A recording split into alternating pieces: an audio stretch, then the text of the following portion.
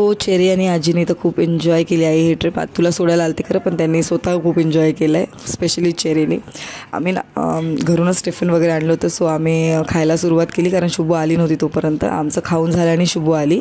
मग तिला भेटलो, तिला तिकडे आतमध्ये सोडलं, चेरीबरोबर तिने टाईम स्पेंड केला. आम्ही निघालो खाली पण खूप छान होतं फिरायला वगैरे, वॉशरूम्स वगैरे सगळं आहे तिकडे अवेलेबल.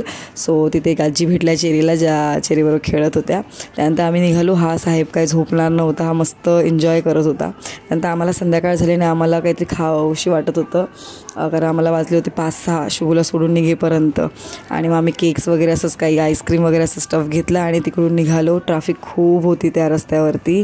आम्हाला लिटरली 9 वाजलेत घरी पोचायला. तिथे आईस्क्रीम वगैरे घेतलं. मग आम्ही परत गाडीत जाऊन आईस्क्रीम खाल्लं. त्यानंतर आम्ही तिकडून निघालो.